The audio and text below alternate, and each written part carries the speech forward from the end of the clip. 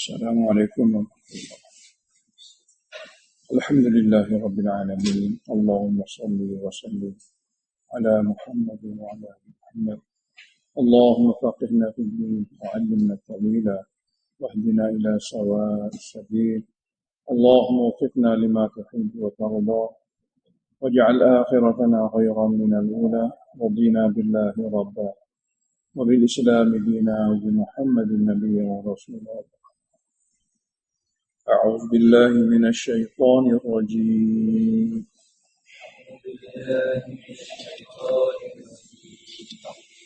بسم الله الرحمن الرحيم.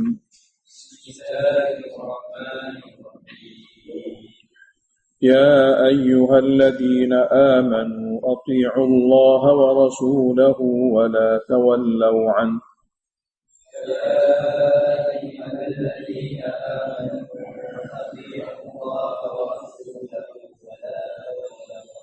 ولا تولوا عنه وأنتم تسمعون.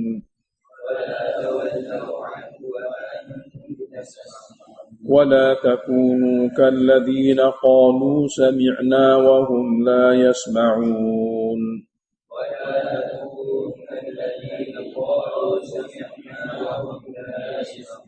إن شر الدواب عند الله الصم البكم الذين لا يعقلون.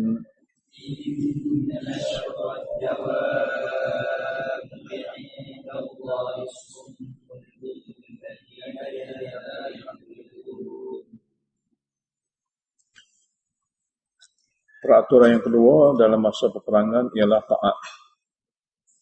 Peraturan pertama, istiqamah. Tak boleh lari dalam medan. Peraturan kedua adalah taat.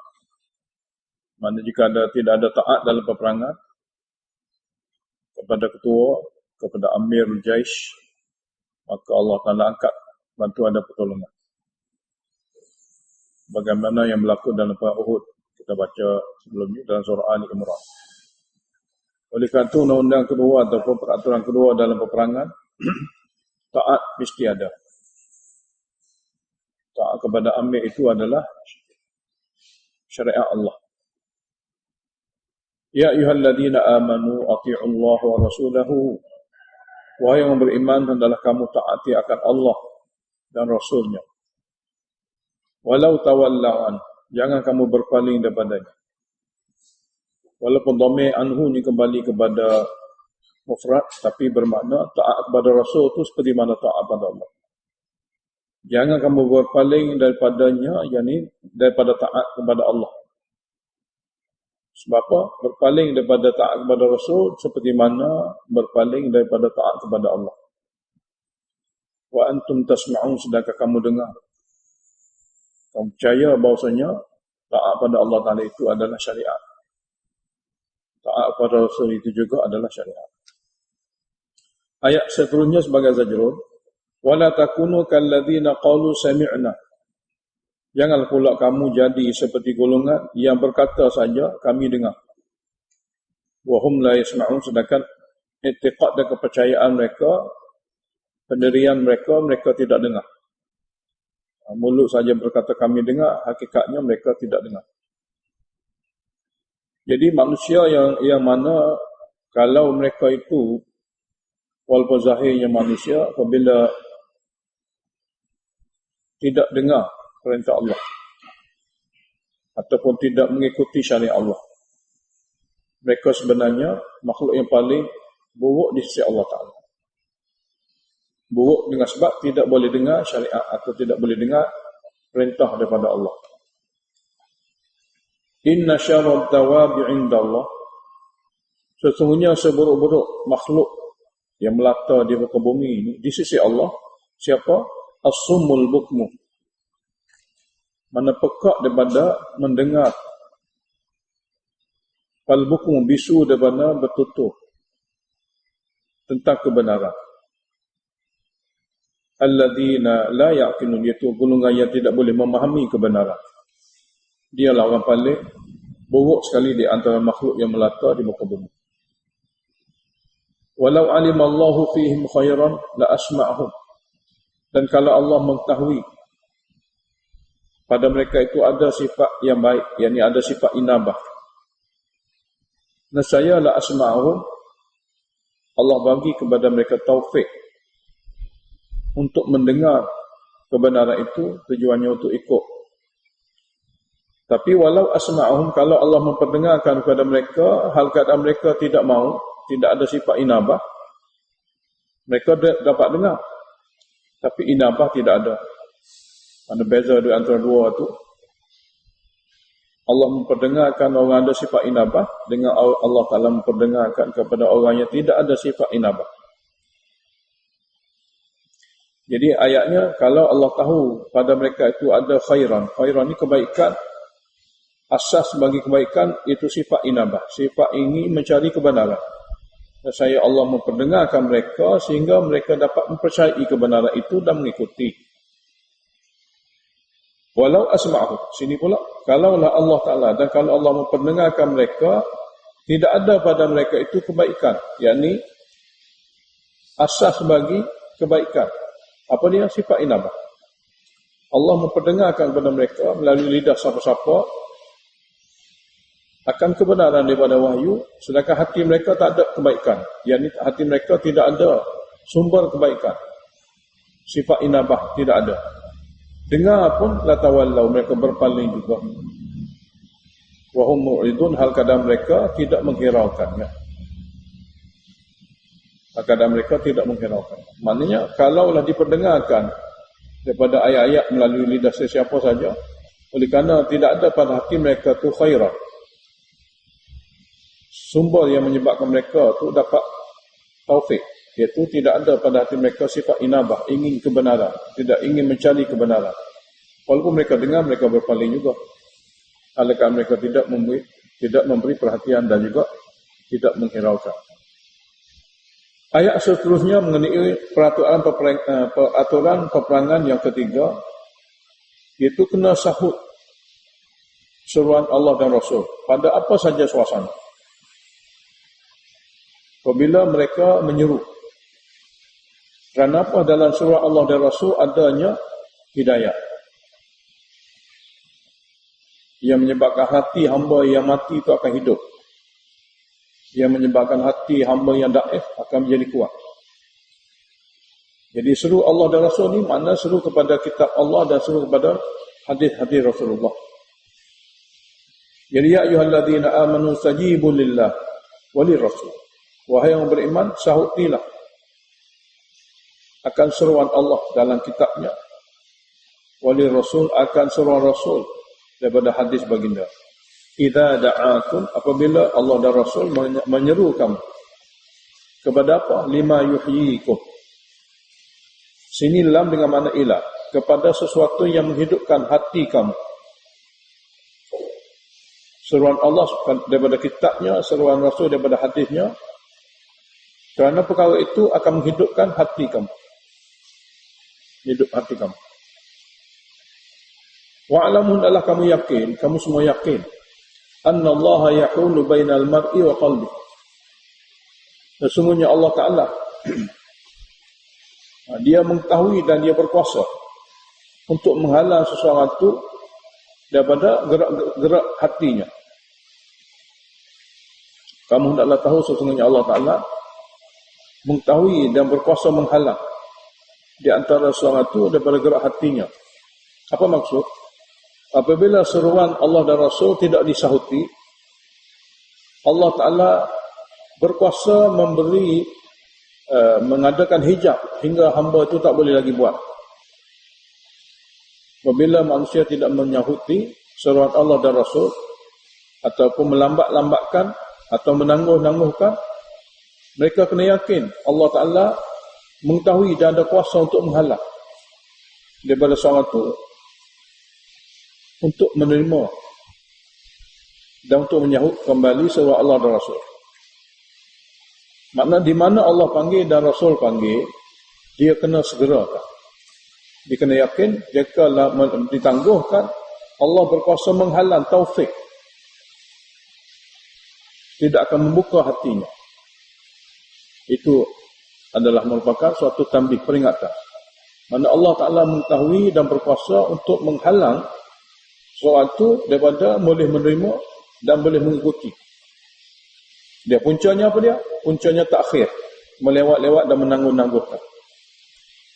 Jadi apabila Allah dan Rasul seru kamu kena segera sahut. Kerana di sebalik takhir sahutan itu boleh menyebabkan Allah halangkan hati kamu untuk menerimanya. Allah Ta'ala adakan hijab yang menyebabkan kamu tak mungkin lagi boleh menerima. Dan ingat, wa annahu ilaihi tusyarun, dan sesungguhnya kepadanya kamu semua akan dikembalikan. Dan boleh diterjemah sebaliknya, wahai orang beriman, sahutilah Allah dan Rasul. Apabila kamu segera akan sahutan Allah dan Rasul, maka Allah Ta'ala mengetahui, boleh membuka hijab yang menutupi hati seorang itu. Yang membuka, Allah Ta'ala mengetahui yang boleh membuka hijab yang menutupi hati seorang itu.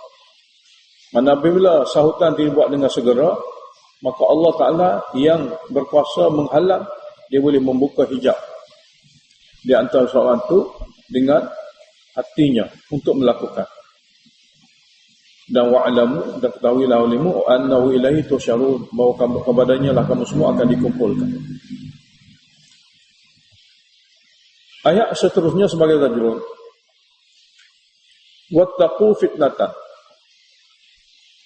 dan takutlah olehmu akan azab yang berpunca daripada derhaka, yakni berpunca daripada tidak taat. Dan takutlah olehmu akan fitnah. Fitnah ni mana? Azab yang berpunca daripada tidak taat, yang berpunca daripada tidak sahuti. Apabila Allah ajak, apabila Rasul ajak, segera. Apabila segera, Allah buka hati. Apabila melambat-lambatkan, Allah tutup hati. Kesan daripada tutup hati, kamu akan derhaka. Kesan daripada derhaka, fitnah. Fitnah mana? Azab, ikuran daripada itu. Jadi wattaqu, naklah kamu takut sungguh-sungguh azab yang akan menimpa daripada hati yang tertutup kerana menangguh-nangguhkan seruan Allah dan Rasul. Ikuran hati tertutup, kamu akan tidak taat dan kamu akan derhaka. Ikuran daripada itulah fitnah akan berlaku. Fitnah mana? Azab. Jadi wattaqu fitnah, takutlah olehmu semua akan fitnah yang berpunca daripada tidak taat. Dan tidak taat ini juga berpunca daripada menangguh-nangguhkan. Dan fitnah ini, azab yang Allah Ta'ala turunkan itu, la tusibanna alladhina zalamu minkum khasa, yang tidak menimpa hanya orang zalim di kalangan kamu sahaja, bahkan dia akan menimpa semua yang lain pun. Wa'alamu anna Allah syadidul iqab, dan adalah kamu yakin, kamu tahu, sesungguhnya hukuman Allah sangat berat. Ayat seterusnya, tabsyir. Di sini Allah Ta'ala mengingatkan kembali kepada para sahabat perbezaan semasa duduk di Mekah sebelum hijrah dan selepas hijrah. Dan ini semua daripada bantuan dan nusrah Allah. Apabila mereka diajak oleh Nabi berhijrah, tidak ada apa-apa yang mereka mampu bawa. Bawa hanya badan mereka selai seminggu. Tapi menyahuti seruan Allah untuk berhijrah. Apa Allah buat? Allah telah jadikan mereka satu kumpulan yang sangat kuat, yang ada tapak untuk memperjuangkan agama, berbanding semasa mereka duduk di kampung mereka sendiri di Mekah. Jadi wadhkuru id antum qalilun, dan kamu semua ingatlah kembali id antum qalilun, ketika kamu dulu sedikit saja bilangan semasa duduk di Mekah. Mustad'afuna fil ard, kamu adalah dipandang daif di bumi Mekah oleh orang Mekah yang lain. Takhafuna an yatakhattafakumun nas, kamu sangat-sangat takut ketika itu, takut dicolek dan dijual oleh manusia. Kamu takut dicolek dan dijual oleh manusia. Pikiran kamu golongan yang tertindas. Jadi berkat kamu menyahuti seruan Allah untuk berhijrah, kamu berhijrah. Fa'awakum, Allah bagi tempat kepada kamu, iaitu Madinah. Wa ayyadakum binasrihi, dan Allah bantu kamu dengan bantuan luar biasanya pada masa peperangan Badar. Wa razaqakum minat thayyibat, dan Allah memberi kepada kamu rezeki yang betul-betul halal, lagi bagus, lagi baik. Itu harta rampasan perang. La'allakum tashkurun, mudah-mudahan kamu boleh bersyukur, terus bersyukur. Peraturan seterusnya untuk peperangan ialah tinggalkan sifat khianat ataupun berhenti daripada mengkhianati. Sebab khianat adalah satu sifat yang menyebabkan terputusnya bantuan daripada Allah. Ya ayyuhalladzina amanu la takhunullaha war rasul. Wahai yang beriman, jangan sekali-kali kamu mengkhianati Allah dan Rasul. Macam mana khianati Allah dan Rasul? Wa takhunu amanatikum, yakni kamu mengkhianati amanah-amanah kamu yang Allah wajibkan supaya kamu tunaikan. Perintah-perintah Allah dan sunnah-sunnah Rasulullah yang diarahkan supaya jaga. Kamu jangan khianati. Jadi mengkhianati amanah itu sama seperti mana mengkhianati Allah dan Rasul. Wa antum ta'lamun, sedangkan kamu tahu bahaya kesan dan padah dia. Biasanya fitnah ini berlaku apabila diganggu oleh kehidupan harian dia ataupun suasana sekitar dia. Terdiri pada harta benda yang dia uruskan, terdiri pada anak dan orang bawahannya. Perkara inilah yang mendorongkan manusia itu mengkhianati. Atau perkara inilah yang mendorong sesuatu melambat-lambatkan untuk menyahuti perintah Allah dan Rasul. Jadi Allah Ta'ala adakan dengan ayat wa'lamu, hendaklah kamu yakin juga annama amwalukum wa auladukum fitnatun. Sesungguhnya harta kamu itu yang kamu uruskan dan anak pinak kamu dan orang bawahan kamu itu sebenarnya dia satu fitnah, satu ujian besar yang kadang-kadang menghalang kamu daripada menyahuti seruan Allah dan Rasul. Yang kedua, fitnah besar yang kadang-kadang anak pinak kamu dan juga harta benda kamu itu menyebabkan kamu khianati amanah Allah dan Rasul. Dua-dua. Jadi perkara itulah yang menyebabkan khianat berlaku. Pengurusan harta benda dan juga anak pinak. Khianat kepada Allah dan Rasul sama ada tidak menyahuti seruan Allah dan Rasul. Khianat sama ada fitnah yang menyebabkan khianat berlaku kepada Allah dan Rasul. Wa anna Allah indahu ajrun azim. Sedangkan sesungguhnya Allah Ta'ala itu di sisinya pahala yang lebih besar lagi daripada harta benda kamu, balasan yang lebih besar, lebih agung lagi daripada anak pinak kamu. Peraturan seterusnya ialah dalam apa-apa saja, lebih-lebih lagi dalam medan perang, mesti kena bina sifat takwa. Mesti wujud pada diri kamu sifat takwa. Sebab takwa itulah kekuatan bagi kamu di dalam apa saja medan atau suasana. Lebih-lebih lagi dalam peperangan. Dan perkara ini kita baca berkali-kali dalam surah Ali Imran. Bermasa peperangan Badar dan juga Uhud. Di sini diulangi sebagai peraturan dalam medan perang. Ya ayyuhalladzina amanu in tattaqullah. Wahai yang beriman, jika kamu takut sungguh kepada Allah daripada melakukan syirik, daripada melakukan penerakaan. Berkat takut itu yaj'al lakum furqana. Allah Ta'ala akan adakan bagi kamu furqana, penghalang daripada mendekati maksiat, penghalang daripada nifaq, penghalang daripada durhaka. Dan berkat takwa kamu wa yukaffir ankum sayiatikum, Allah Ta'ala akan memaaf dan menutupi kesilapan dan kesalahan-kesalahan kamu. Menutupi kesilapan dan kesalahan kamu. Dan wa yaghfir lakum, dan mengampuni dosa kamu. Mengampuni dosa kamu. Semua ini adalah kelebihan daripada takwa. Jadi benalah takwa dan jagalah dia. Daripada takwa itu kamu akan dapat furqan, penghalang daripada nifaq dan sebagainya. Wallahu dzul fadlil azim, dan Allah dialah yang punya kurniaan yang amat besar. Orang yang bertakwa, cuma dalam tafsir dia biasa sebutlah di sini, khianat ni contohnya. Cuma surah ni surah yang turun pada permulaan perang Badar. Contoh dia bawa mari dalam tafsir, pengkhianatan berlaku iaitu satu orang sahabat nama Abu Lubabah radhiyallahu anhu. Abu Lubabah radhiyallahu anhu yang berlaku pada masa peperangan Ahzab. Beberapa tahun selepas perang Badar. Dia sebenarnya Abu Lubabah ni dia ada hubungan dengan Yahudi Quraizah. Harta dia pun ada sana, keluarga pun dia ada sana.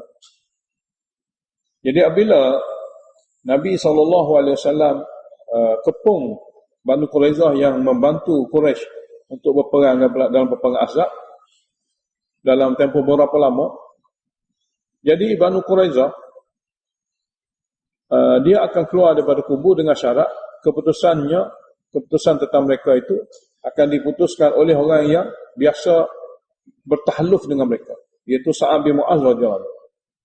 Dia nak keluar dengan syarat keputusan dia nanti diputuskan oleh Sa'ad bin Mu'az yang merupakan satu orang yang menjadi ketua Aus, yang mereka sebelum ni sudah ada perjanjian tolong-menolong, bantu-bantu semasa jahiliah. Jadi Sa'ad bin Mu'az radhiyallahu anhu dipanggil oleh Nabi untuk buat keputusan. Yang mana keputusannya ialah lelaki yang cukup umur, muqatil, kena bunuh semua. Yang tak cukup umur, wanita semua dijadikan hamba abdi dan harta-harta mereka semua disita. Jadi sebelum keputusan itu dibaca atau dibuat oleh Sa'ad bin Mu'az, Abu Lubabah juga sahabat Nabi yang mana ada kepentingan dalam tu, dia ada harta dia dan sebagainya. Lalu apabila orang-orang Yahudi sana dalam kota tu tanya dia, macam mana apabila aku keluar daripada tempat persembunyian aku atau daripada kubu aku dengan keputusan yang dibuat oleh Sa'ad bin Mu'az. Abu Lubabah mengisyaratkan dengan tangannya ke lehernya. Dia kata kalau kamu keluar daripada ini melalui keputusan Sa'ad bin Mu'az, bermakna kepala kamu akan dipancung. Dan dia berkata begitu, dia buat isyarat begitu kerana dia ada kepentingan keluarga dia dan juga harta benda dia. Lalu setelah diketahui perkara ini ada satu khianat yang besar, dia balik ke Madinah, dia tambak badan dia dengan satu tiang masjid, dan dia kata saya tidak akan makan, saya tak akan minum sehingga Allah ampun dosa saya. Tak makan, tak minum selama beberapa hari, kata riwayat 7-8 hari. Sehinggalah dia pengsan dengan sebab tak makan. Sehingga Allah turunkan pengampunan yang kita akan baca dalam surah dalam surah Taubah. Jadi ini salah satu contoh yang dibawa oleh ulama tafsir pada maksud khianat. Cuma peperangan yang berlaku dalam masa Ahzab dengan peperangan Badar jaraknya beberapa tahun. Jadi ulama tafsir masukkan dalam tafsir untuk ayat ini atas contoh atau maksud contoh. Kemudian Allah Ta'ala beritahu contoh ahli taqwa sebenar ialah Nabi Muhammad SAW. Tadi contoh Abu Lubabah, orang yang mengkhianati dan dia bertobat. Jadi contoh sebenar takwa adalah Nabi kita Muhammad SAW. Wa idh yamkuru bikal ladzina kafaru. Dan di waktu orang kafir Mekah buat rancangan jahat terhadap kamu wahai Muhammad. Liyuthbituka, untuk menangkap kamu. Tangkap dan tahan. Penjarakan kamu. Ataupun mereka bermusyarat dengan cadangan lain, yaqtuluka, mereka nak bunuh kamu. Yukhrijuka, mereka buat rancangan jahat untuk menghalau keluar kamu. Dalam tiga-tiga rancangan jahat ini diputus ialah bunuh. Wa yamkurun, mereka memang buat satu rancangan betul-betul rapi. Wa yamkurullah, Allah Ta'ala juga membuat rancangan untuk menangkap mereka. Wallahu khairul makirin, dan Allah Ta'ala lah sebaik-baik yang membalas segala rancangan jahat. Jadi mereka buat rancangan sulit untuk membunuh Nabi setelah diminta cadangan-cadangan. Ada yang kata kita penjarakan saja dia, ada yang kata kita halau dia. Dia tidak ada negeri kita, bebas. Kita tidak ada lagi menanggung susah payah. Ada yang mengatakan bunuh. Dalam mesyuarat itu, keputusan bunuh telah dibuat sebelak suara. Selepas pada itu, lalu mereka kata nak bunuh Muhammad, dia adalah satu kabilah yang besar. Jadi kena wakilkan masing-masing kabilah ini sepakat untuk membunuh. Ada riwayat mengatakan 100 orang daripada kabilah yang berbeza telah dikumpulkan untuk buat keputusan membunuh Muhammad SAW. Tapi akhirnya Nabi kita SAW dapat selamat berhijrah ke Madinah dengan tidak ada apa-apa gangguan. Semua itu ada dalam hadis. Jadi keluarnya Nabi Muhammad SAW daripada kota Mekah setelah orang Mekah buat keputusan sebelak suara untuk membunuh. Dan dia terlepas daripada bunuh dan tangkap. Ikuran kerana takwa. Itulah contoh takwa. Ikuran kerana takwa Nabi kita SAW. Maknanya dia tidak menghiraukan apa pun tindak tanduk dan rancangan jahat orang kafir, asalkan Nabi SAW boleh ikut segala arahan Allah Ta'ala. Wa idza tutla alaihim ayatuna. Teruknya orang Arab pada masa itu, apabila dibaca kepada mereka oleh Nabi ayat-ayat kami, qalu, kata mereka dengan sombong, qad sami'na, kami dah dengar. Apa-apa yang kamu baca itu kami dah dengar. Dan bukanlah hebat sangat. Lau nasya'u, kalau kami kendaki pun, kalau kami kendaki, laqulna mithla hadha, kami boleh baca seperti Quran ini. Tidak payah mana pun. In hadha, tidaklah apa yang dibaca ini illa asatirul awalin, kecuali cerita dongeng orang dahulu kala. Ini kesombongan orang Mekah. Dan mereka juga golongan orang Mekah ini satu masa dahulu sebelum dihancurkan dalam perang Badar. Wa idh qalu Allahumma, pernah orang Quraisy Mekah ni berdoa, Allahumma ya Allah. Ya Allah sini adalah Allah Ta'ala. Seperti mana kita telah baca dalam usul, dalam kaedah Arab Jahiliyah, iaitu dia berdoa dengan nama Allah. Sebab pahaman dia Allah Ta'ala membantu. Allahumma ya Allah, in kana hadha, sekiranya Quran ini huwal haqqa, memang benar daripada kamu. Tengok kata mereka dalam berdoa. Ya Allah, sekiranya Quran ini memang benar min indika daripada kamu, fa amtir alaina hijaratan minas sama', maka hujanilah ke atas kami batu daripada langit. Ini teruk sekali kesombongan dia. Maknanya jika benar daripada kamu wahai Tuhan, hujanilah kami dengan batu. Awi'tina bi'adzabin alim, atau datangkan kepada kami azab yang pedih. Ini doa mereka kepada Allah Ta'ala. Tak sukanya dia apa yang dibaca oleh Nabi SAW daripada wahyu Tuhan. Tak suka pada wahyu itu. Sekiranya daripada engkau wahyu ini, timpalah kepada kami batu. Allah Ta'ala beritahu kenapa tak dihujani batu. Wa ma kana Allahu li'adzibahum. Allah Ta'ala memang tak akan mengazab mereka wa anta fihim, sedangkan kamu masih berada di kalangan mereka. Itu bukan sunnah Allah. Bukan cara Allah Ta'ala. Nabi duduk bersama dengan mereka dalam kota Mekah. Allah Ta'ala hukum mereka. Tidak. Itu bukan cara. Apa yang Allah Ta'ala akan buat, biasanya dalam ayat yang kita baca, ulama tafsir kata, di mana kaum yang Allah Ta'ala akan binasakan dengan sebab penderakaan, maka golongan-golongan yang baik akan memberi nasihat terlebih dahulu, berkali-kali dalam tempoh yang lama. Jika degil, barulah Nabi ataupun orang yang beriman itu diasingkan terlebih dahulu. Maka apabila pengasingan berlaku, barulah Allah timpakan bala cara menyeluruh kepada golongan yang derhaka. Jadi sini, orang Mekah Quraisy diminta pada Allah untuk ditimpakan batu. Allah tak buat. Di sini Allah kata, wa ma kana Allahu li'adzibahum, dan Allah Ta'ala tidak akan mengazab mereka walaupun mereka minta azab. Kenapa? Wa anta fihim, sedangkan kamu wahai Muhammad masih ada di kalangan mereka. Dan itu bukan cara kami. Dan wa ma kana Allahu mu'adzibahum wa hum yastaghfirun, dan Allah tidak akan mengazabkan mereka hal keadaan mereka masih beristighfar. Masih beristighfar. Apa maksud masih beristighfar?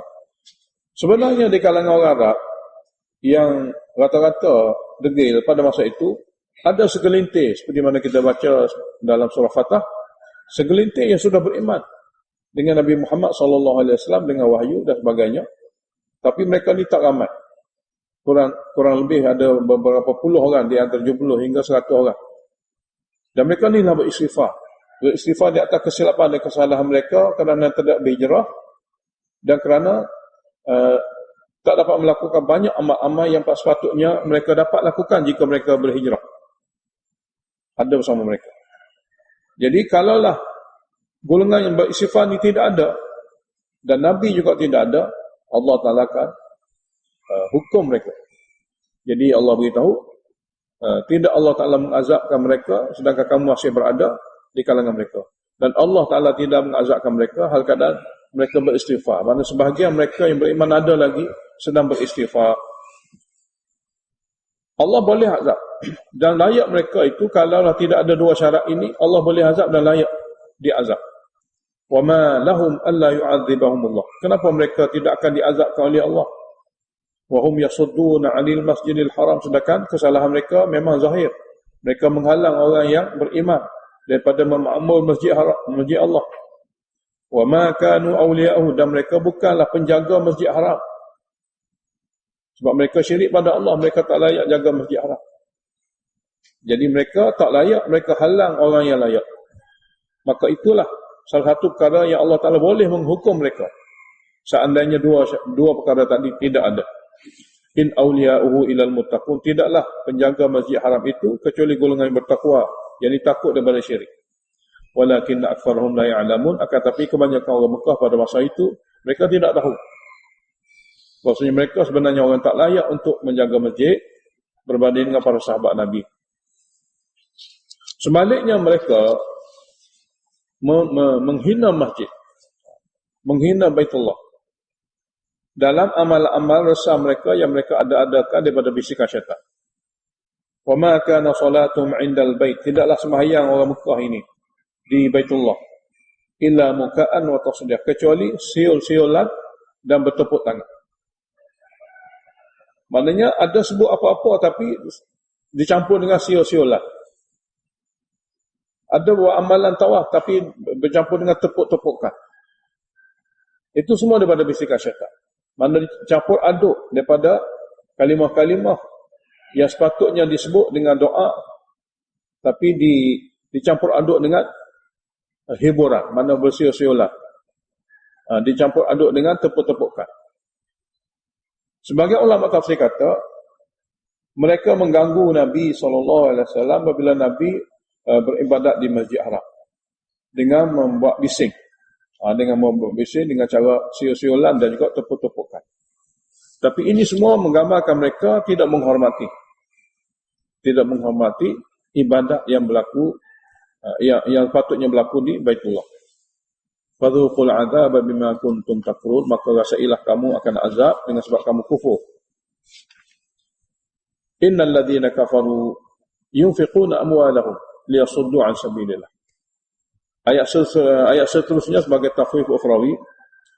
Sesungguhnya mereka yang ingkar, contohnya kafir Mekah, yunfiquna, mengeluarkan infak harta.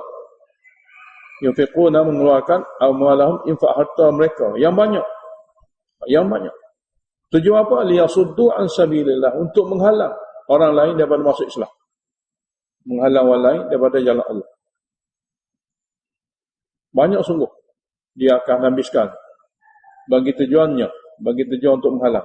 Fasayunfiqunha, lalu mereka terus menerus tak berhenti mengumpulkan harta dengan cara perniagaan dan sebagainya untuk berusaha dengan cara apa sekalipun daripada harta-harta itu bagi tujuan menghalang orang Islam daripada menyebarkan agama dan menghalang kabilah-kabilah Arab daripada masuk Islam. Segala infak mereka itu summa takunu alaihim hasrah. Kemudian infak mereka itu akan menjadi suatu penyesalan besar ke atas mereka. Sebab apa? Walaupun belanja banyak, walaupun masa mereka guna begitu banyak, summa yughlabun, kemudian mereka kalah juga. Sia-sia segala-gala infak yang mereka buat. Sia-sia segala usaha yang mereka usahakan kerana mereka akhirnya kalah juga. Walladzina kafaru, dan orang-orang ingkar itu bukan saja kalah di dunia, ila jahannam yuhsyarun, ke neraka Jahannam lah mereka akan dihimpun. Kekalahan Allah Ta'ala zahirkan kerana liyamizallahu al-khabitha minat tayyib, supaya Allah Ta'ala dapat bezakan yang buruk berbanding dengan yang baik. Supaya Allah Ta'ala dapat bezakan yang buruk mana satu berbanding dengan yang baik. Wa yaj'al al-khabitha ba'dahu 'ala ba'din. Lalu Allah Ta'ala jadikan yang buruk setengahnya dihimpun atas setengah yang lain. Dihimpun atas setengah yang lain. Fayarkumahu jami'an, yakni Allah Ta'ala menambungkannya, menimbungkannya semua sekali, golongan-golongan ini. Fayaj'alahu fi jahannam, lalu Allah Ta'ala jadikan mereka bahan bakar api neraka. Bandingannya seperti sampah, betul-betul. Kutip, timbungkan, lepas tu buat bakar.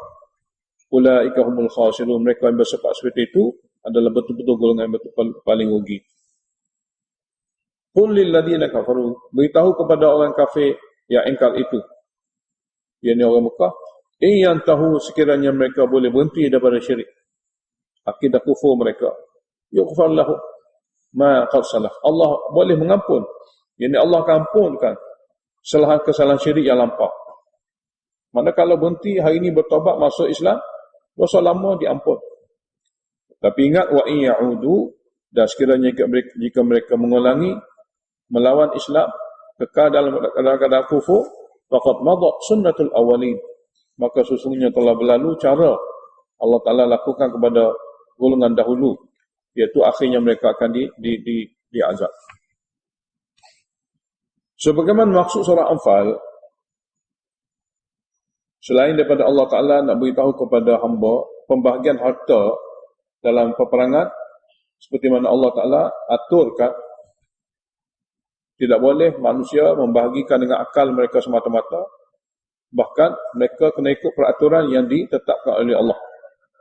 Begitu juga surah Anfal, maksud pentingnya adalah qital, mana jihad di jalan Allah Ta'ala, dengan mana jihad kemuncak.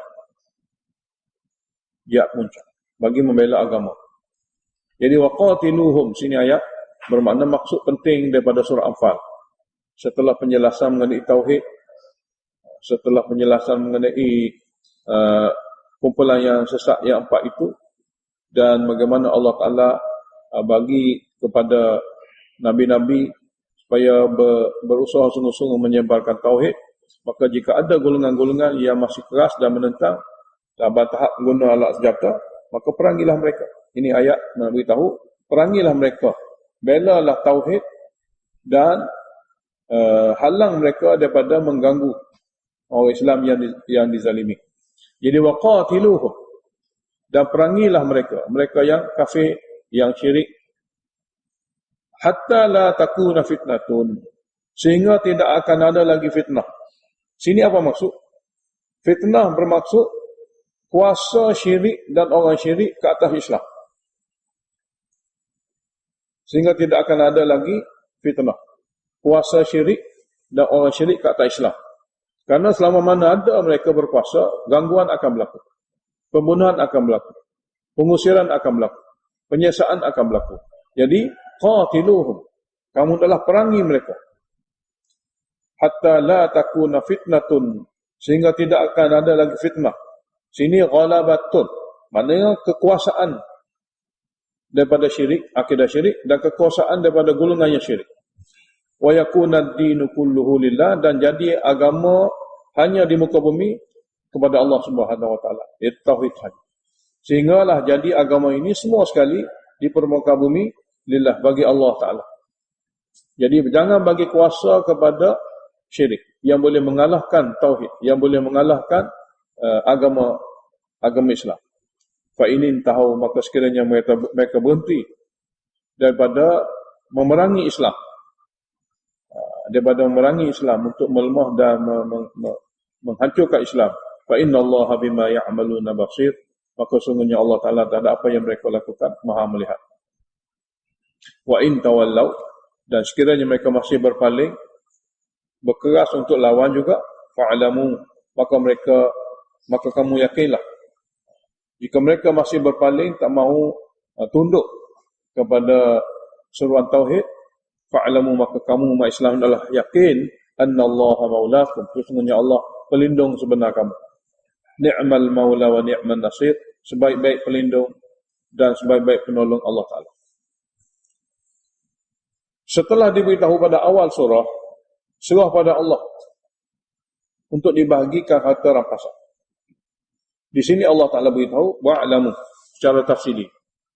Hendaklah kamu tahu semua, wahai umat Islam, annama ghanimtum, harta-harta yang kamu dapat daripada harta rampasan itu, min sya'in, tak kira jumlah banyak mana sekalipun, sikit atau banyak.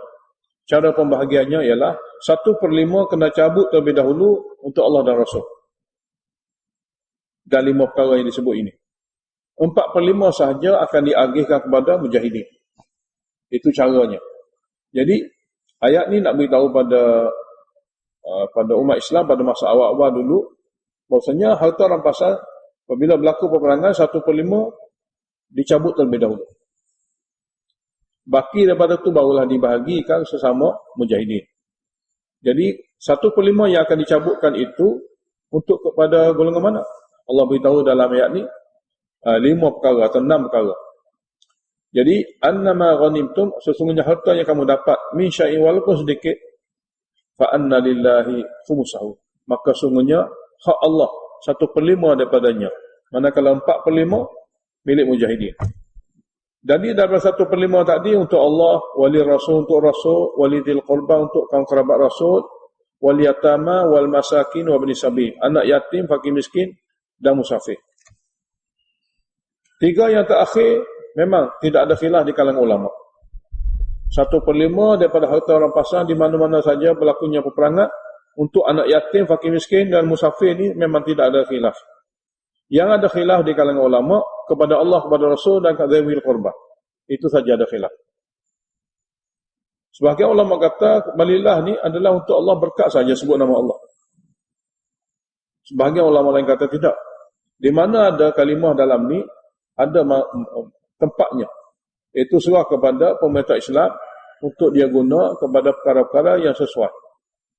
Sebahagian ulama lain kata, walillahi walir rasul walidil qurba, 3 perkara di atas tadi sudah tidak ada lagi selepas wafatnya Nabi SAW. Jadi berlakulah sikit banyak persilihan atas bahagian-bahagian ini. Manakala yatama wal masakin wa ibnas sabil, 3 itu memang tidak ada khilaf. Dan ini adalah merupakan suatu golongan yang digunakan harta rampasan perang untuk mereka. Jadi ambil dulu 1/5, lain-lain itu barulah kepada mujahidin. In kuntum amantum billah, sekiranya kamu benar-benar beriman kepada Allah. Wa ma anzalna ala abdina, dan wahyu yang kami telah turunkan kepada hamba kami. Yaumal furqan, hari pertemuan yang boleh membezakan hak dan batil, itu perang Badar. Yaumal taqal jama'an, hari bertemu dengan 2 kumpulan, orang Madinah dengan orang Mekah di Badar. Wallahu ala kulli syai'in qadir, dan Allah berkuasa penuh di atas segala sesuatu. Sebab kenapa harta rampasan kena serah kepada Allah untuk dibahagikan? Di antaranya ayat ni, in antum bil udwatid dunya, pada masa permulaan perang Badar, kamu berada di bahagian dekat dengan Madinah. Di medan Badar ni ada kawasan yang dekat dengan Madinah, itu adalah merupakan markas orang Islam di medan. Wahum, manakala musyrikin Mekah mari daripada Mekah sana di Badar, bil udwatil quswa, duduk di tempat yang jauh daripada kota Madinah, dalam medan yang sama. Jadi tempat tadi berbeza. Jadi pada masa mula-mula peperangan, sebelum hujan turun, kawasan yang menjadi markas orang Islam adalah kawasan berpasir. Kawasan yang menjadi markas orang kafir, kawasan berselut. Jadi apabila Allah Ta'ala turunkan hujan, disitulah Allah Ta'ala zahirnya kudrat. Warrabbu asfala minkum, manakala rombongan perniagaan Abu Sufyan berada di bawah kamu, mana jalan bawah kamu. Sini bermakna jalan bawah, yang mana mereka itu sudah bebas boloh daripada tangkapan kamu. Walau tawa'attum lakhtalaftum fil mi'ad, kalau sekiranya peperangan ini daripada perjanjian kamu, Kalaulah peperangan ini daripada perjanjian kamu, lakhtalaftum fil mi'ad. Nescaya akan berbeza pandangan dan pendapatlah pada tempoh peperangan. Sebab kamu tidak ada kemampuan. Kamu tidak cukup alat senjata. Kamu tidak cukup latihan. Jadi kalaulah betul-betul peperangan nak berlaku dengan cara perjanjian, nescaya kamu akan berbeza pandangan. Akan ada di kalangan kamu kata tak bersedia lagi. Kita akan tangguh untuk satu waktu. Akan berlakunya perselisihan. Tapi peperangan Badar tiada daripada sebarang perjanjian. Berlakunya perang Badar ni kamu kena ingat bukan daripada perjanjian kamu dengan orang Mekah, daripada kumpulan Abu Jahal. Itu berlaku bukan daripada perjanjian. Walakin liyaqdiyallahu amran kan maf'ula, bermakna akan tapi Allah Taala adakan peperangan Badar dengan suatu keadaan yang tak diduga, luar daripada dugaan kamu. Allah Ta'ala jadikan peperangan Badar ni luar daripada dugaan kamu. Kamu tak fikir kamu keluar tu untuk berperang. Tapi Allah adakan peperangan. Di antara kelebihannya ialah walakin yaqdiyallahu amran kana maf'ula, akan tapi hikmahnya Allah Ta'ala nak luluskan takdir yang tetap akan berlaku takdir itu dalam ilmu Allah. Allah Ta'ala nak pastikan takdirnya akan bertembung juga. Walaupun tanpa perjanjian, tanpa persiapan untuk berperang. Yang sudah ditakdirkan oleh Allah Ta'ala. Hikmah kedua, hikmah Allah Ta'ala nak tetapkan, nak zahirkan takdir dia, liyahlika man halaka an bayinah. Supaya matinya orang kafir itu, dia mati dengan keadaan jelas dia kufur. Wa yahya man hayya an bayinah. Dan dapat hidup, orang yang dapat hidup itu dengan jelas. Dia ni orang beriman. Jadi supaya dapat dizahirkan dalam medan Badar, orang yang hancur adalah orang yang betul-betul bersalah. Kumpulan yang bersalah. Dan kumpulan yang betul-betul hidup dengan sebab betulnya di sisi Allah Ta'ala, dia akan menang. Dia akan menang. Wa inna Allah sami'un alim, dan sesungguhnya Allah Ta'ala maha mendengar lagi maha mengetahui. Seterusnya, Nabi kita SAW dalam masa nak perang Badar, diperlihatkan kepada Nabi dalam mimpi, jumlah orang kafir tak ramai. Nabi beritahu pada sahabat, mereka tak ramai. Jadi oleh kerana Nabi kata kepada sahabat tak ramai, maka sahabat pun rasa tak takut. Tapi apa yang berlaku di medan, ramai. Apabila berlaku di medan itu ramai.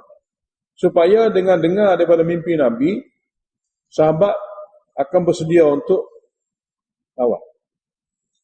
Sahabat akan bersedia untuk lawan. Nabi kata mereka tak ramai. Aku bermimpi, mereka tak ramai. Mimpi tadi Allah Ta'ala adakan bagi Nabi untuk menyejukkan, meredakan hati-hati sahabat Nabi yang tak terfikir mereka itu akan berperang. Allah memang tunjuk pada Nabi, mereka itu tak ramai. Nabi pun beritahu mimpi dia tak ramai. Sini Allah jelaskan. Id yurikahum.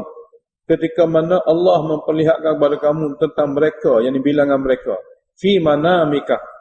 Dalam mimpi kamu, hal keadaan mereka itu qalilan, sedikit sahaja. Tujuannya, apabila sahabat kamu yang 300 dengar, dia tak rasa takut. Sebab berita kata sedikit, dia tak takut. Mereka tak sampai lagi ke Badar. Hanya berita saja mereka sedang marah. Berapa jumlah tak diketahui. Jadi apabila Nabi kata mereka tak ramai, sedikit. Jadi perasaan mereka yang takut tu hilang. Tak gentar. Kerana jumlah sedikit. Dan Nabi tengok hanya mimpi. Allah Ta'ala adakan mimpi itu.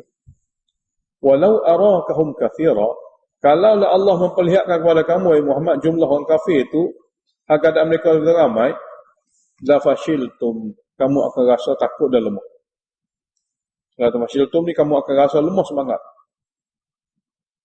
Wala tanaza'tum fil amr, dan akan berlaku perselisihanlah kamu dalam usaha perang ini. Ada yang nak perang, ada yang minta nak tinggalkan medan. Walakin Allah sallama, akan tapi Allah selamatkan kamu daripada kelemahan itu, kelemahan semangat itu, dan Allah selamatkan kamu daripada tanazu', daripada percanggahan, daripada perselisihan pandangan. Innahu alimun bidzati sudur, sesungguhnya Allah Ta'ala Maha mengetahui akan apa yang ada dalam hati-hati hamba. Sebelum peperangan, apabila berada di medan, tadi dalam mimpi belum sampai. Apabila berada dalam medan, Allah Ta'ala memperlihatkan kepada orang kafir bilangan orang Islam sedikit. Dan memang sedikit. Allah memperlihatkan kepada orang kafir bilangan orang Islam sedikit. Sebab memang sedikit. Supaya orang kafir akan merasa bersedia untuk berperang.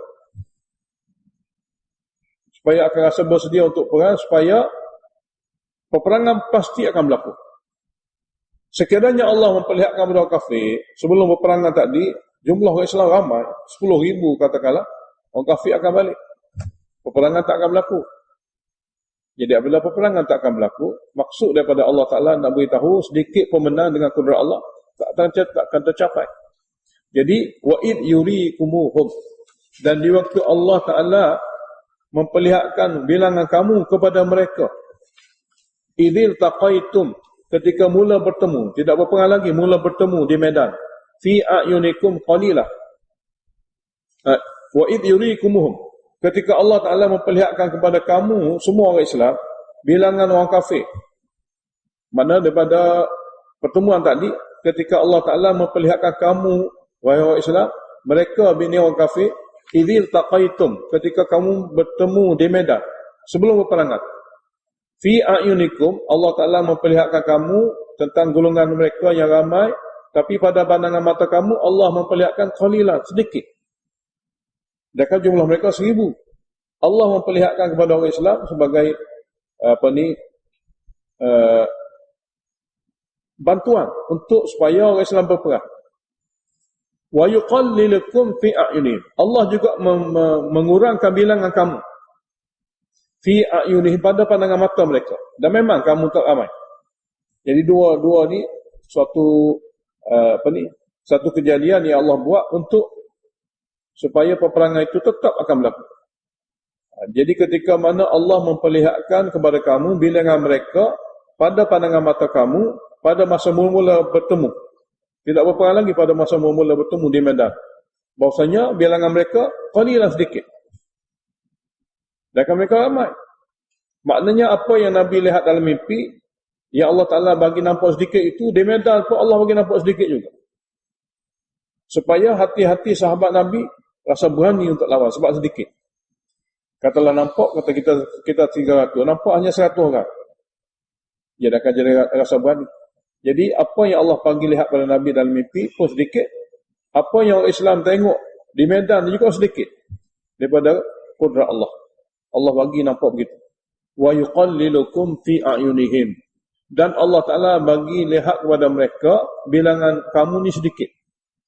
Dan memang kamu sedikit. Lalu daripada mereka pun berani untuk berperang, daripada kamu pun berani untuk bertempur. Liyaqdiyallahu amran kana maf'ula, supaya Allah Ta'ala boleh tuluskan takdir yang telah ditetapkan berlaku. Supaya Allah Ta'ala boleh luluskan takdir yang ditetapkan berlaku, supaya berlaku sungguh-sungguh perang Badar. Jadi kamu nampak mereka sedikit, kamu jadi berani. Mereka tengok kamu pun nampak sedikit, mereka pun jadi berani. Lalu tercetuslah peperangan yang sudah ditakdirkan. Wa inallahi turja'ul umur, dan kepada Allah lah kembali segala urusan. Kepada Allah jualah kembali kepada segala urusan. Peraturan seterusnya dalam medan peperangan ialah tawajuh kepada Allah semata-mata dengan berzikir. Tawajuh kepada Allah semata-mata dengan banyak berzikir. Ya ayyuhalladzina amanu idza laqitum fi'atan, wahai yang beriman, apabila bertemu kamu dengan mana-mana kumpulan musuh. Contohnya Badar. Contohnya Badar. Maknanya ayat ini bukan untuk Badar saja, memang akan digunakan pakai sampai bila-bila. Apabila kamu bertemu dengan mana-mana kumpulan musuh, apa kamu kena buat? Fasbutu. Kamu hendaklah kena teguh kaki kamu, jangan mundur. Fasbutu mana hendaklah teguh kaki kamu untuk berperang, jangan mundur. Wadhkurullah, Dan teguhlah hati kamu dengan mengingat Allah.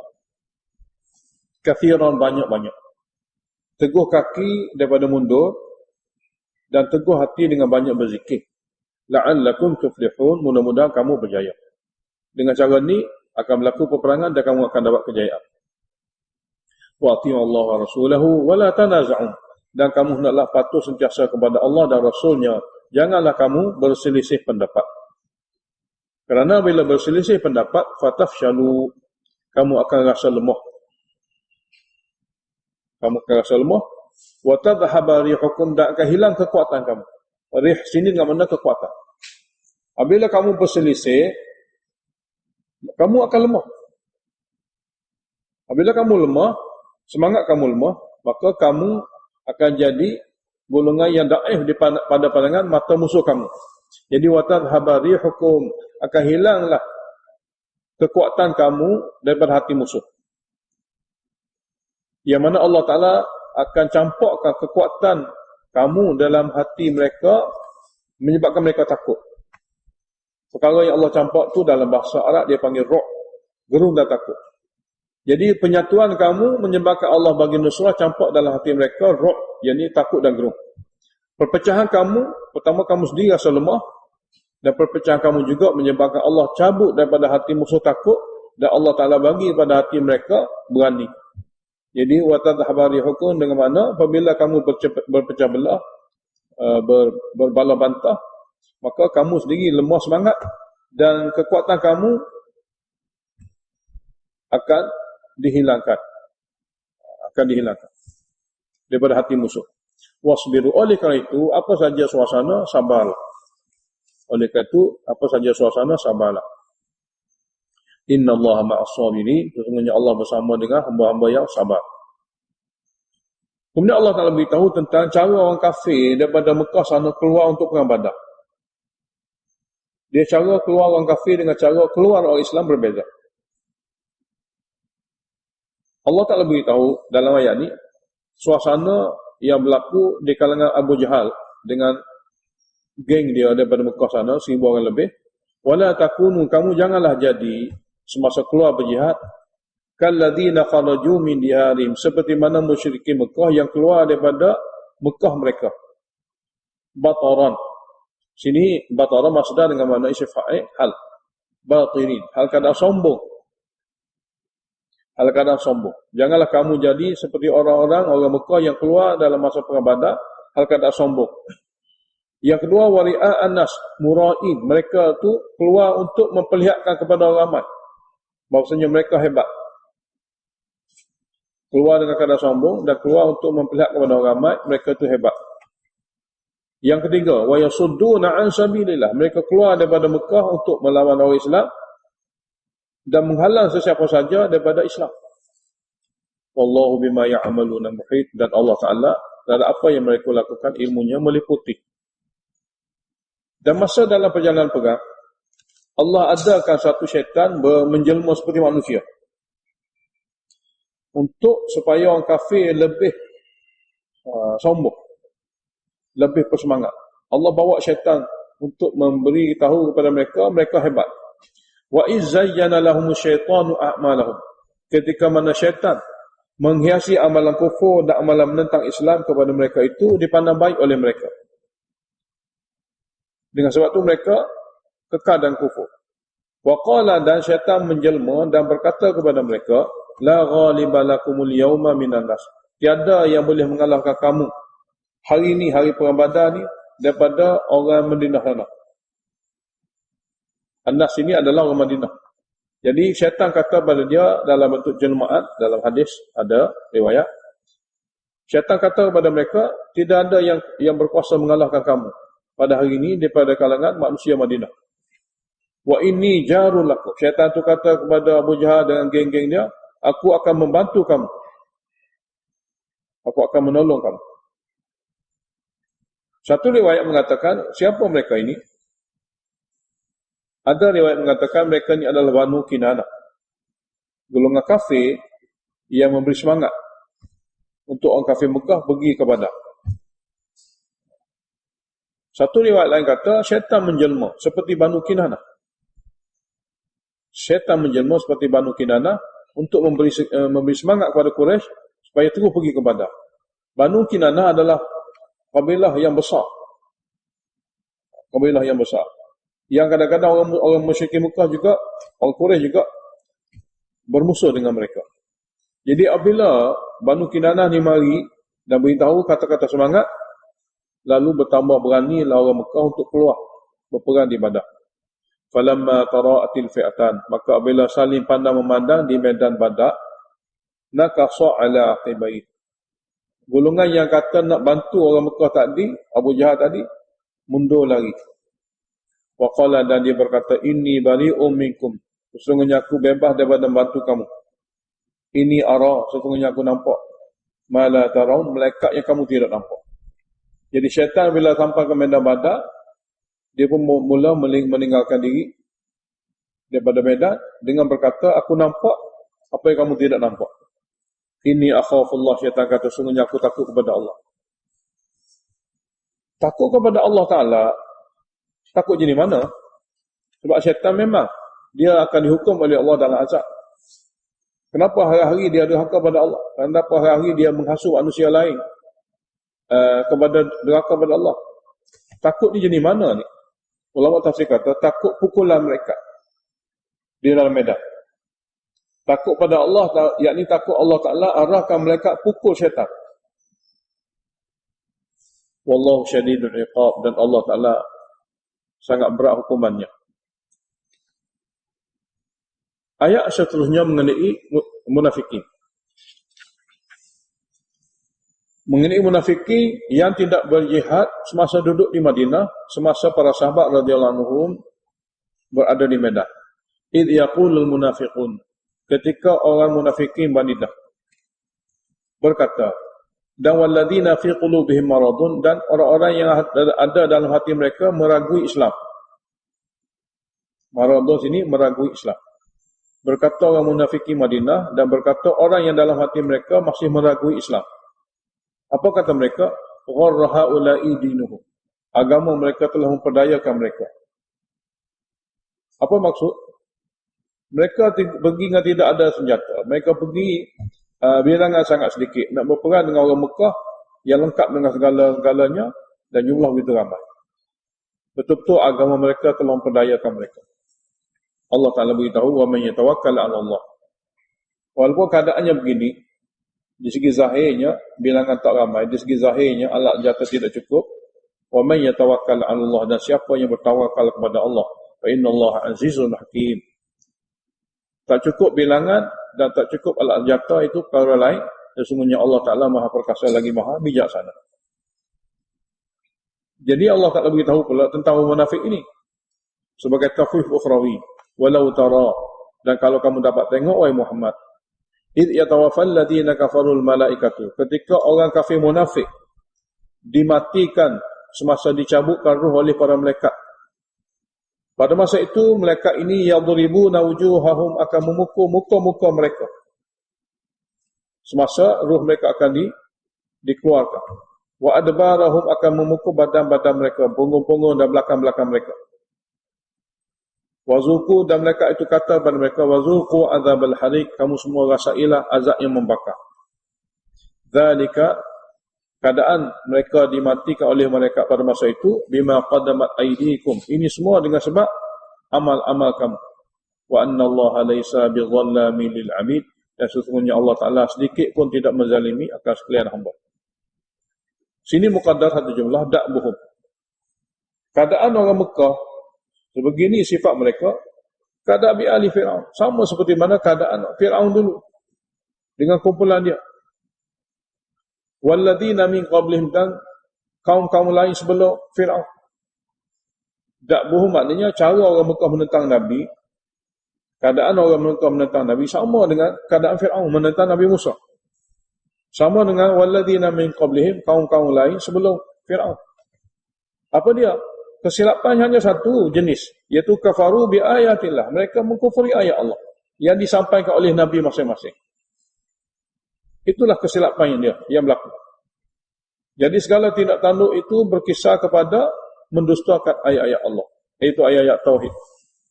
fa akhadhahumullahu bi dhunubihim, lalu Allah Taala hukum mereka dengan sebab dosa mereka.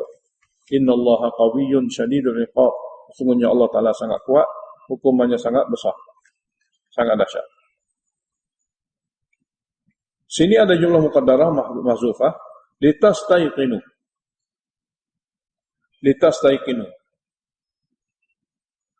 Zalika litastayqinu. Zalika dulu. Ya demikian hukuman Allah Ta'ala, akhuzumullah al-azab, mana Allah Ta'ala hukum mereka dengan azab. Ya demikian itu, litastayqinu, supaya kamu semua dapat meyakini, bi'anna Allah, sesungguhnya Allah Ta'ala, lam yakumu ghayran ni'matan an'amaha, tidak akan mengubah nikmat yang dia telah bagi, ala qaumin, kepada mana-mana kaum, hatta yughayyiru bi anfusihim, sehingga mereka mengubah diri mereka sendiri. Contoh dalam ayat ni dituju kepada orang Mekah. Orang Mekah sebelum Nabi kita SAW menjadi Nabi, dia dibiarkan, tidak digugah, dia disanjung, seperti mana kita akan baca dalam surah Li-Ilafi Quraisy, dia disanjung sangat-sangat. Sehinggalah bila Nabi SAW dipilih menjadi Nabi dan menyeru mereka dan menyedarkan mereka supaya mereka beriman kepada Allah. Jangan terus duduk dengan keadaan kufur, jangan terus duduk dengan keadaan ingkar utusan Allah yang Allah Ta'ala datangkan kepada mereka. Jadi apabila mereka telah tukar nikmat Allah Ta'ala itu dipilihnya Rasul dan diturunkan wahyu, maka Allah Ta'ala tukar cara hidup mereka dengan dihukum mereka. Asalnya mereka adalah kaum yang masih lagi dibiarkan oleh Allah Ta'ala, tidak dihancurkan. Walaupun mereka masih kafir, untuk diberi kepada mereka suatu peluang supaya mereka berfikir. Sehinggalah bila Nabi akhir zaman zahir dan menyampaikan wahyu kepada mereka, mereka tidak boleh menerima. Sepatutnya mereka menerima. Jadi tidak boleh menerima untuk Allah beritahu yughayyiru ma bi anfusihim. Jadi Allah Ta'ala tidak akan ubah nikmat kebebasan orang kafir Mekah yang Allah bagi selama ini kepada mereka, sehingga mereka ubah diri mereka dengan mengkufuri nikmat yang Allah telah bagi kepada mereka. Sebelum zahir Nabi Muhammad SAW, Allah biarkan. Apabila zahir Nabi Muhammad, itu adalah satu-satunya nikmat yang paling besar, mereka tak terima, bahkan mereka menolak. Jadi tak terima dan menolak itulah ayat ini kata yughayyiru, mereka telah ubah diri mereka dengan tidak menerima nikmat, tidak mensyukuri nikmat. Jadi Allah Ta'ala tidak akan ubah keadaan seorang itu sehingga mereka mengubah diri mereka. Wa anna Allah sami'un alim, sesungguhnya Allah Ta'ala Maha mendengar lagi Maha mengetahui. Macam mana berubah nikmat ni yang orang kafir Mekah buat? Allah adakan contoh Fir'aun juga. Tak bohong keadaan bi'ali Fir'aun. Orang mengubah nikmat adalah seperti mana keadaan Fir'aun. Sebelum didatangi Nabi Musa, dia bebas berkuasa, buat apa saja. Tapi apabila datangnya Nabi Musa, sampaikan kepadanya seruan tauhid dan minta kepadanya jangan zalim, dia tak terima. Jadi tak terima itu dia telah ubah. Yang Allah Ta'ala tetapkan. Jadi gadak bohong kadak bi'ali Fir'aun. Cara berubahnya mereka itu sama seperti mana keadaan berubahnya Fir'aun dan kumpulan Fir'aun. Walladzina min qablihim, dan umat-umat lain sebelum, iaitu kadzabu bi ayati rabbihim, mereka mendusta ayat-ayat Tuhan mereka yang disampaikan oleh nabi masing-masing. Itulah makna berubah. Fa ahlaknahum, lalu akhirnya kami binasakan mereka. Bukan saja mereka kehilangan istana dan segala-gala kemewahan, mereka sendiri telah diazab oleh Allah Ta'ala dengan mati lemah di laut. Jadi fa ahlaknahum bi dhunubihim wa aghraqna ala fir'aun, dan kami tenggelamkan golongan Fir'aun, termasuk Fir'aun. Wa kullun kanu zalimin, masing-masing mereka itu adalah kaum yang zalim. Semua mereka itu adalah daripada jenis yang zalim. Ayat seterusnya sebagai zajrun, inna syarrad dawabi 'indallah alladhina kafaru fahum la yu'minun. Bahawa seburuk-buruk makhluk yang melata di muka bumi ini di sisi Allah, manusia yang ingkar.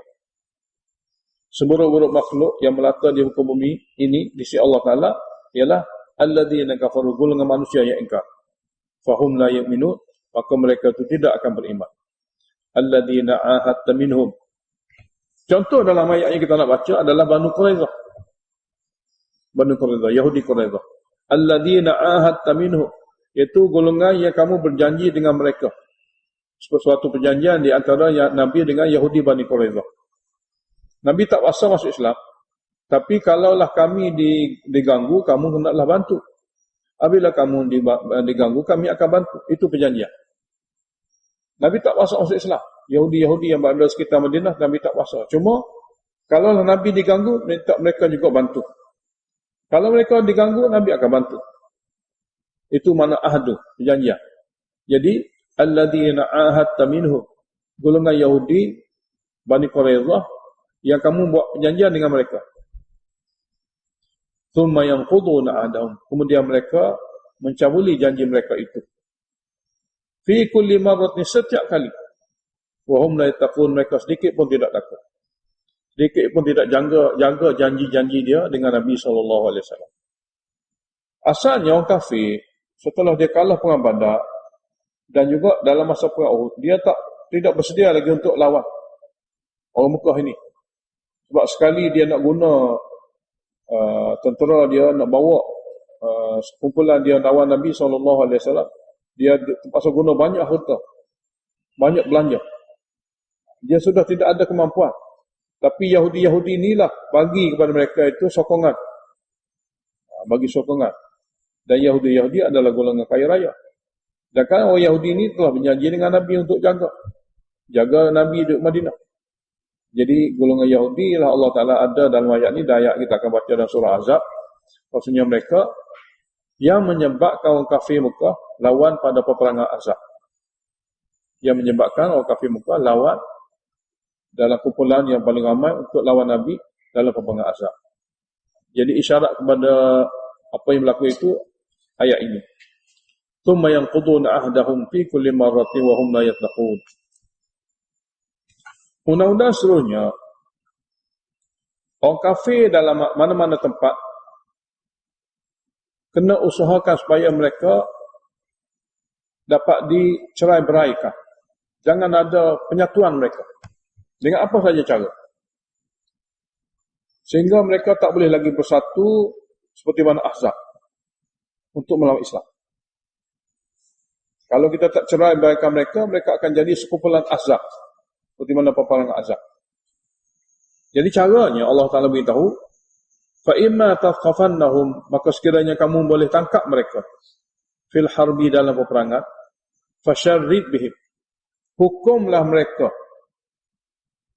iaitu dengan cara bunuh mereka, فَشَرِّدْ بِهِمْ, maka cerai-berailah dengan mereka yang ditangkap ini, dengan hukuman kepada orang yang ditangkap ini, cerai-berailah man khalfahum, musuh-musuh yang berada di luar, musuh-musuh yang berada di belakang.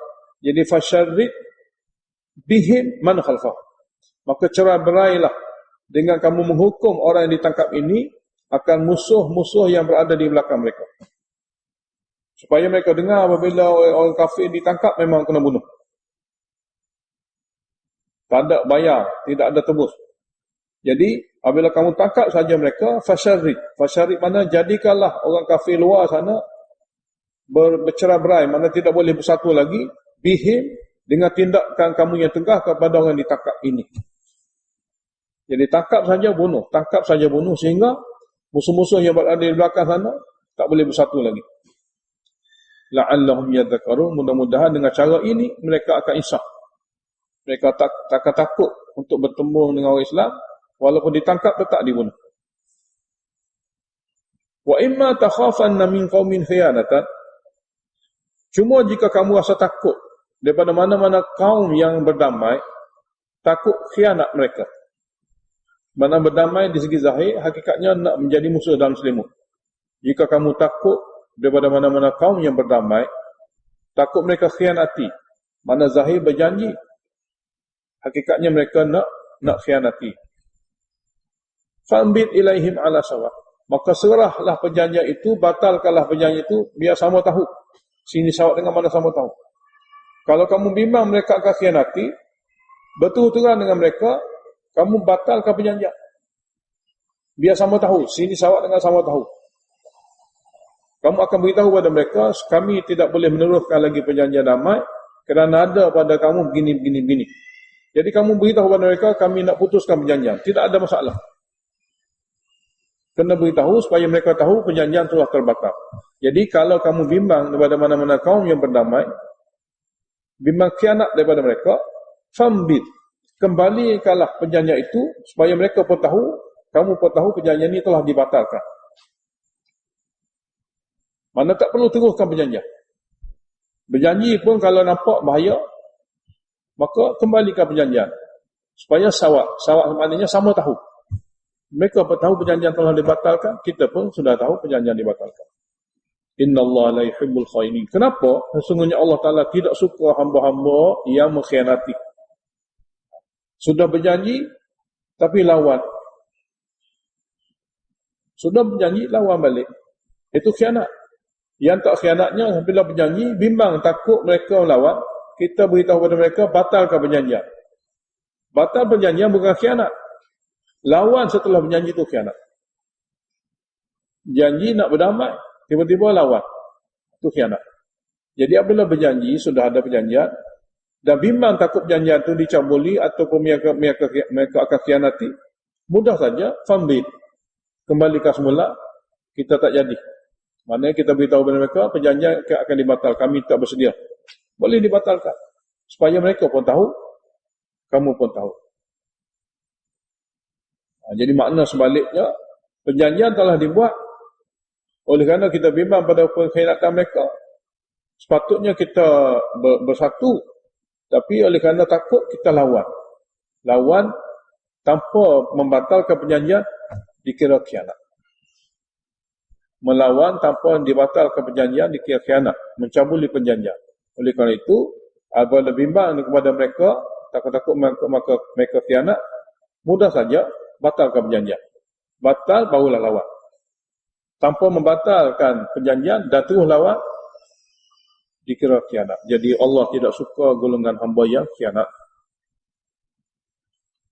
Wala yahsabanna alladhina kafaru sabaq.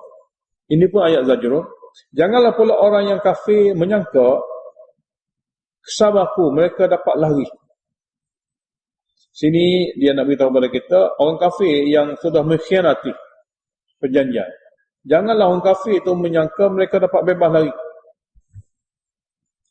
Sebab apa? Innahum la yu'jizun. Sesungguhnya mereka tidak mampu melemahkan orang Islam daripada ditangkap oleh orang Islam. Sesungguhnya mereka tidak mampu melemahkan orang Islam daripada ditangkap oleh orang Islam, walaupun mereka lari. Jangan menyangka bahawasanya apabila mereka mungkir janji dan lari, mereka dapat bebas. Sama seperti mana Banu Quraizah. Contoh mudahnya Banu Quraizah. Dia berjanji dengan Nabi nak tolong-menolong dan bantu-bantu. Akhirnya mereka telah bagi sogokkan kepada musyrikin Mekah hingga terkumpulnya Ahzab, mari serang Madinah. Setelah dirisik tengok, didapati orang-orang semua ni dapat sokongan moral dan juga harta benda daripada Quraizah. Dengan sebab itu mereka mari. Setelah peperangan selesai, daripada kudrat Allah Ta'ala, seperti mana kita akan baca dalam surah Ahzab, maka Allah Ta'ala beritahu kepada Nabi, perjuangan masih lagi tidak selesai. Kerana Quraizah yang mencetuskan peperangan Ahzab ini masih tidak dihukum. Jadi kepung mereka. Jadi setelah dikepung, dan akhirnya mereka keluar, semua lelaki yang cukup umur dibunuh. Jadi Allah Ta'ala beritahu, وَلَا يَحْسَبَنَّ الَّذِينَ كَفَرُوا سَبَقُوا. Janganlah orang kafir yang mencabuli perjanjian menyangka mereka bebas dapat lari. Innahum la yu'jizun. Sesungguhnya mereka tidak mampu melemahkan orang Islam untuk menangkap mereka apabila dijumpai. Undang-undang dalam peraturan peperangan ialah membuat persiapan. Latihan tentera, alat senjata dan apa-apa segala yang dikira perlu dalam peperangan hendaklah disediakan. Maknanya buat persiapan baru tawakal. Jadi persiapan perang orang Islam ini diarah oleh Allah. Arahan daripada Allah Ta'ala. Jadi wa'iddu lahum mastata'tum. Kamu umat Islam hendaklah buat persiapan untuk mereka, untuk lawan orang kafir. Mastata'tum, apa yang kamu mampu. Contohnya min quwwatin. Daripada kekuatan alat senjata. Daripada kekuatan alat senjata. Dalam hadis di antaranya panah. Dalam hadis ada dalam hadis maknanya kekuatan di sini adalah panah. Maknanya dia orang Islam ni ada alat senjata yang boleh diguna ringkas tapi mudah sampai kepada sasaran, iaitu panah. Dia tidak berat, dia mudah saja ringkas tapi akan sampai kepada sasaran dengan cepat. Dalam hadis sahih maknanya al-quwwah di sini adalah panah. Contoh dia adalah panah dalam hadis. Wa min ribatil khayli, dan juga kenderaan-kenderaan yang dipelihara untuk peperangan. Ribatil khayli makna kuda-kuda yang dipelihara untuk perang. Tak guna untuk lain. Kena ada sentiasa alat-alat kenderaan-kenderaan perang. Jadi dua perkara ni adalah merupakan perkara penting dalam peperangan. Alat-alat senjata dan juga kenderaan. Jadi sediakanlah olehmu untuk melahum untuk musuh kamu mastata'tum, apa yang kamu mampu, daripada dua jenis. Satunya kekuatan alat senjata, wa min ribatil khayli, dan kenderaan perang, iaitu kuda-kuda perang. Tujuan perkara-perkara ini bukan nak meyakini dengan ada benda ni kamu akan berjaya, tidak. Turhibuna bihi aduwallah wa aduwakum, untuk kamu menakut-nakutkan dengan alat-alat senjata dan kuda-kuda perang ini musuh Allah dan musuh kamu juga. Wa akharina min dunihim, dan yang lain selain pada musuh yang masa ini, pada musuh semasa ni orang kafir Mekah. Yang lain daripada mereka, iaitu Rom dan Parsi. Yang lain daripada mereka ini juga akan jadi satu masa musuh. La ta'lamunahum, hari ini kamu tak tahu mereka itu musuh. Mereka lebih besar lagi daripada Quraisy. Mereka lebih besar lagi daripada kabilah-kabilah Arab. Mereka adalah satu umpaya yang besar. Ya, kamu tak tahu. Allah ya'lamu, Allah tahu. Mereka juga merupakan musuh besar kamu. Wa ma tunfiqu min syai'in. Dalam mengumpulkan alat senjata, dalam mengumpulkan kuda-kuda perang, tentu kamu terpaksa guna duit, guna infak harta.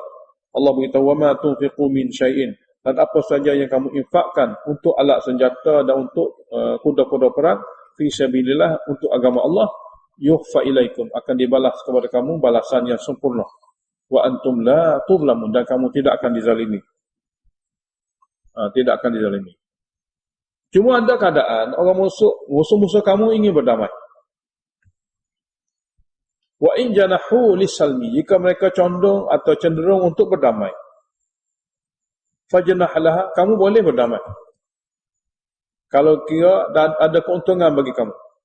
Mana jika sekiranya musuh-musuh kamu condong untuk berdamai, fajnah laha, kamu diberi kebenaran untuk berdamai. Sekiranya ada kebaikan untuk kamu lah.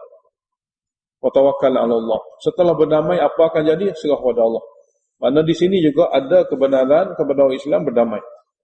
Apabila kadang-kadang perlu. Kadang-kadang tak perlu. Jadi diserah kepada ulil amri, mana pemerintah Islam. Innahu huwas samiul alim. Sesungguhnya Allah Ta'ala itu Maha mendengar lagi Maha mengetahui. Setelah berdamai, katakanlah mereka khianat, nak jadi musuh dalam selimut. Wa in yuridu an yakhda'uka, dan sekiranya mereka ingin daripada perdamaian untuk menipu dan perdayakan kamu, tidak ada masalah. Fa inna hasbakallah, sesungguhnya cukup bagi kamu Allah. Mana kebenaran berdamai daripada Allah. Jika mereka berdamai untuk menjadi musuh dalam selimut, tidak ada masalah. Fa inna hasbakallah, cukuplah untuk kamu Allah bagi melindungi kamu. Walladhi ayyadaka, dialah akan beri kekuatan kepada kamu, binasrihi, dengan pertolongannya. Dengan pertolongannya daripada Allah Ta'ala sendiri. Allah Ta'ala tanpa menggunakan segala asbab, dia boleh bantu kamu. Wabil mu'minin, dan Allah Ta'ala boleh juga memberi bantuan dengan cara asbab kepada kamu melalui orang mukmin. Sini dua-dua Allah beritahu. Kalau kamu nak berdamai, boleh berdamai. Apa akan jadi? Serah pada Allah. Jika mereka dalam berdamai ini niat buruk untuk mengkhianati dan juga untuk menjadi musuh dan selimut, tidak ada masalah sebab Allah telah izin. Jadi cukuplah Allah untuk jaga kamu. Macam mana Allah jaga? Dia jaga dengan kudrat dia. Itu asalnya. Dia jaga dengan kudrat dia. Wabil mu'minin, dan dia boleh jaga dengan asbab dia guna orang mukmin. Mana kalaulah dia nak guna orang mukmin sebagai asbab pun boleh. Dia tak mahu guna orang mukmin untuk jaga pun dengan kudrat dia pun boleh. Dua-dua cara. Dalil wa allafa baina qulubihim. Allah Ta'ala lah yang telah melembutkan dan menyatukan hati-hati orang beriman. Daripada kalangan khasnya orang Mekah dan Madinah. Khasnya orang Mekah dan Madinah. Dalam perkara mendamaikan orang Mekah Madinah ini, yang paling ketara adalah orang Madinah sendiri. Orang Madinah di antara Aus dan Khazraj, dalam buku sejarah kata, mereka ni berperang 120 tahun lebih. Tak pernah berhenti-henti. Sehingga Yahudi yang menyokong sebelah pihak Khazraj, Yahudi yang lain pula menyokong pihak Aus, juga turut berperang. Kurangkan orang Arab ni berperang. Di kalangan orang Madinah, yang akhirnya menjadi pengikut setia Nabi.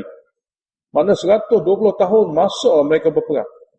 Sehingga penyokong-penyokong mereka kepada Yahudi juga sama-sama berperang. Teruknya mereka. Punca peperangan adalah duniawi. Tidaklah kata peperangan itu untuk berebut apa-apa. Sangat-sangat kecil sebab peperangan itu. Jadi Allah beritahu, Allah Ta'ala boleh bantu mengalahkan musuh dengan menyatukan orang Islam, orang ini yang berperang selama 120 tahun dengan menyatukan Aus dan Khazraj menjadi orang Islam.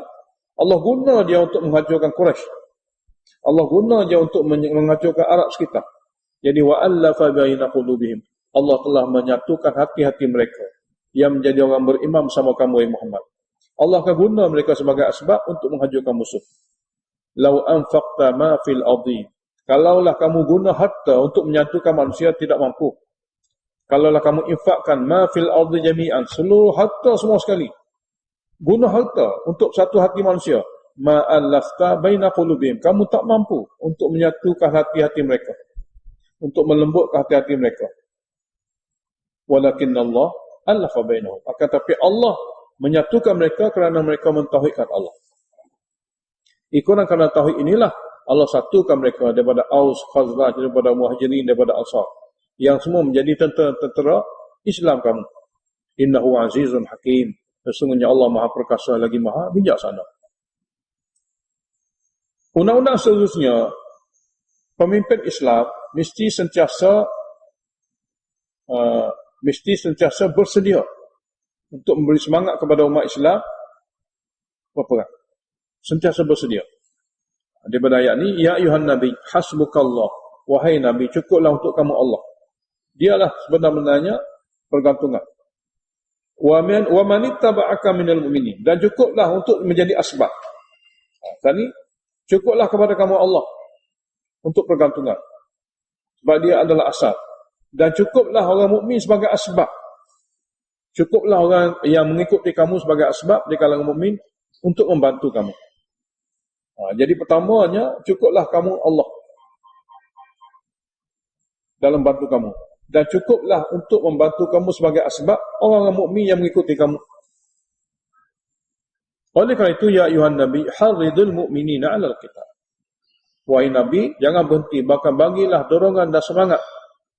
Kobarkanlah semangat kepada orang mukmin untuk berperang dengan orang kafir. Kalau kita ni berperang dengan orang kafir, yang jenis tu, yang jenis harbi. In yakum minkum 20 sabirun. Jika bilangan kamu 20 orang yang sabar, yang memiliki sabar yang tinggi, yaghlibu mi'atain, 20 orang boleh mengalahkan 200 orang musuh. Wa in yakum minkum mi'atun, sekiranya ada di kalangan kamu 100 orang yang sabar, sini mi'atun sabiratun, yaghlibu alfan, dia boleh mengalahkan 1000 daripada orang kafir. Mana kalaulah jumlah begitu, 10 lawan 100, 100 lawan 1000. Begitu sekali Allah bagi daripada sifat kesabaran. Bi'annahum qawmun la yafqahun, dengan sebab mereka kaum kafir yang 1000 itu tidak memahami agama yang benar. Bahawasanya kemenangan daripada bantuan Allah.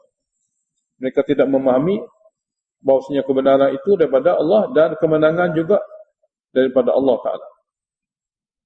Setelah umat Islam Da'i pegangan dia, bergantungan dia kepada Allah Ta'ala. Allah beritahu, al-an sekarang ini, khaffafallahu ankum. Allah ringankan kepada kamu. Apa makna ringan? Sebenarnya jika dia beritahu 10-100, maknanya kalaulah kamu 10 orang, lawan dengan 100 kamu tak boleh lari. Lari daripada mereka dikira dosa besar. Sebab 100 boleh melawan 1000. 10 boleh melawan 100. 1-10. Jadi kalau kamu 1 orang dengan 10 musuh, kamu wajib berperang. Kamu tak boleh lari. Sebab apa? Pada masa itu kecekalan dan kesabaran begitu tinggi. Kemudian diringankan. Macam mana? Al-ana khaffafallahu ankum. Sekarang ini Allah ringankan kepada kamu. Wa alima anna fikum dhafa. Bahwasanya Allah tahu di kalangan kamu sudah menjadi lemah. Ketabahan dan kecekalan sudah menjadi lemah. Fa iyyakum minkum mi'atun sabirah. Maka sekiranya ada di kalangan kamu pejuang-pejuang 100 orang yang sabar, dia tetap boleh mengalahkan 200. Maknanya kalaulah 10, dia boleh melawan 20. Mana kalau lebih pada 20, dia boleh lari. Dia boleh meninggalkan medan. Mana 1-2. Saat ini 1-10. Jadi akhirnya Allah Ta'ala ringankan, kalau kamu seorang lawan musuh 2, kamu jangan lari. Lari dikira dosa. Tapi kalau musuh dah jadi 3 orang, diringankan boleh lari. Jadi wa iyyakum minkum mi'atun sabiratun, jika sekiranya kamu 100 yang sabar, boleh mengalahkan 200. Wa iyyakum minkum alfun, sekiranya di kalangan kamu 1000, yaghlibu alfain, boleh mengalahkan 2000 biiznillah, dengan izin Allah. Mana masa ni kalau dikurangkan. Mana sebelum ni jika kamu lawan 10, kamu tak boleh lari lagi. Kamu kena perang dengan mereka. Tapi akhirnya Allah Ta'ala kurangkan 1-2. 1 Islam lawan 2 musuh. Kalau musuh telah bertambah 3, maka kamu boleh lari. Maka lari ketika itu tidak dikira salah. Itu makna takhfif. Wallahu ma'as sabirin.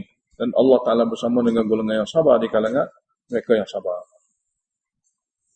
Alhamdulillahirabbil alamin. Allahumma shalli wa sallim ala Muhammadin wa ala Muhammad.